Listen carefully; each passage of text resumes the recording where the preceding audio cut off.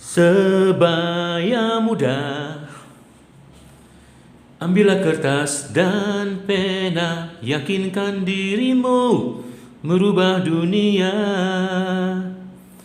Tulislah namamu di atas legenda, layangkan ciptamu di angkasa, hujamkan kakimu di marcapada, bergetarlah dunia. Oh.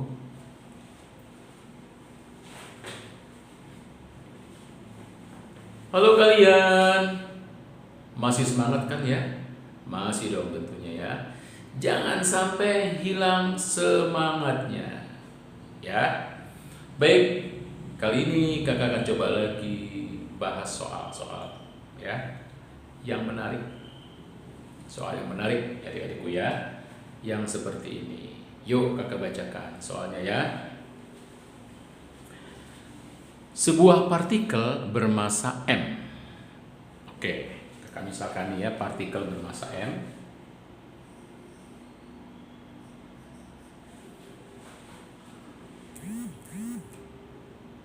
Berada dari keadaan diam. Jadi mula-mula nih kecepatannya 0. Kemudian dia meluruh.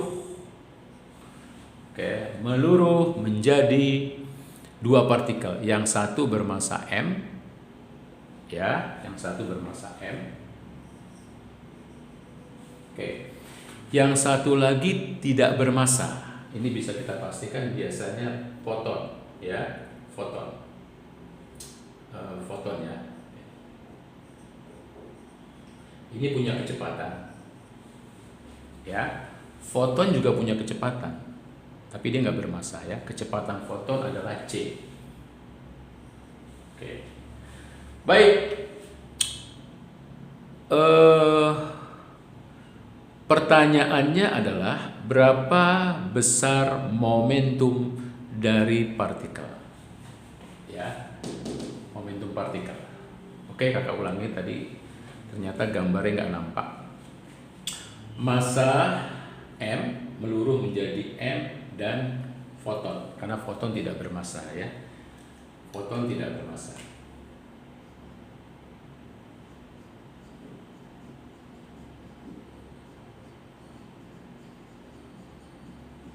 Oke.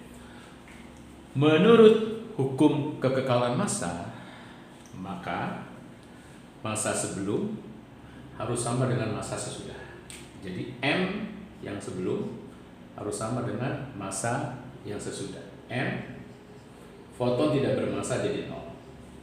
Ya, sehingga M sama dengan M kecil, atau M kecil sama dengan M besar.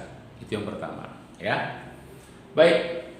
Yang kedua, kita pakai hukum kekekalan momentum. Tadi kita pakai, sebelumnya pakai hukum kekekalan massa.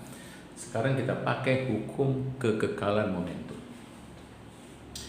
Oke, ini hukum kekekalan massa. Kekekalan massa. Nah, sekarang kita pakai hukum kekekalan momentum. Hukum kekekalan momentum. Oke. Bagaimana bunyinya? Jumlah momentum sebelum kejadian sama dengan jumlah momentum setelah kejadian. Oke, kakak tulis ya. Jumlah momentum sebelum M kali V, jumlah momentum sesudah M kecil kali V-nya, kecepatan partikel itu, ditambah foton, momentum foton.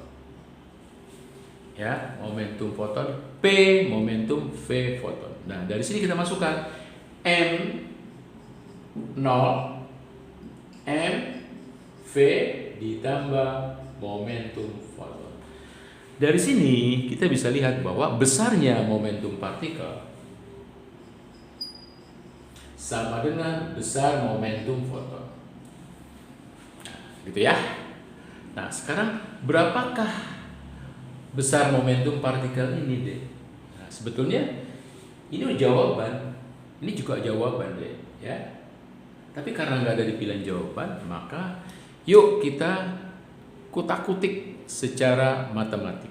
Nah, karena masanya sama, M kecil sama M besar, jadi boleh kita ganti nih deh. Jadi M besar. Nah, gitu. Ya. Oke, itulah momentum partikelnya.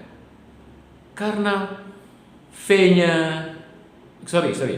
Karena momentum partikel sama dengan momentum foton, berarti kecepatan partikel itu sama dengan kecepatan foton. Kecepatan foton adalah C. Sebesar C sama dengan 3 kali 10 pangkat 8 meter per sekon. Atau cepat merambat dari gelombang elektromagnetik.